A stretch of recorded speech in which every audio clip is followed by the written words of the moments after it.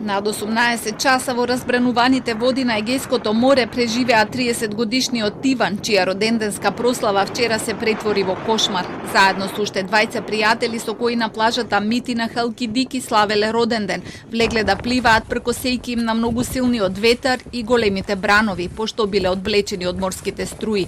По долгата потрага денеска околу пладне е пронајден жив и во релативно добра здравствена состојба, оттоварен брод што пловел под знамето на Гибралтар. На копното стапна смирен, па дури се пошегува со новинарите кои го дочекаа со аплауз.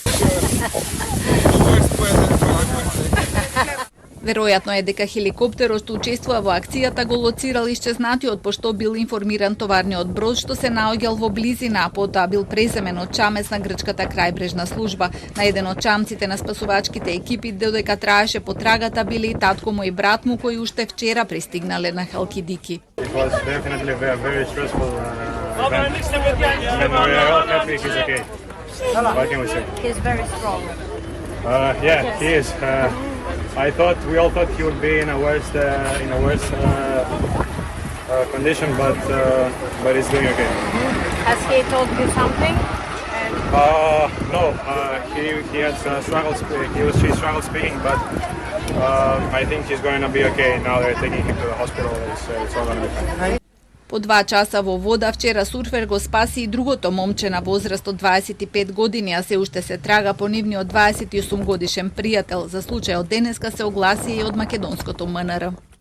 По добиените информации за несреќата во Посидиот, вчера нашите дипломатски конзуларни представништва во Грција се во интензивна комуникација со надлежните грчки органи, односно со крајбрежната служба за спасување. Генералниот конзулат во Солун е во комуникација со семејствата на загрозените наши државјани и стои на располагање за секаква помош.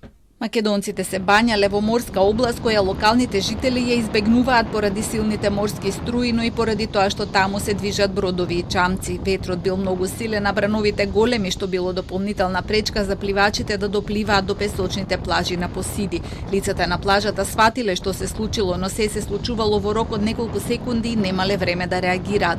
Веднаш ги известиле надлежните пошто бил вклучен алармот. Од вчера во потрагата се вклучени брод на крајбрежната стража, патролно возило, хеликоптер, 2 приватни чамци и волонтери.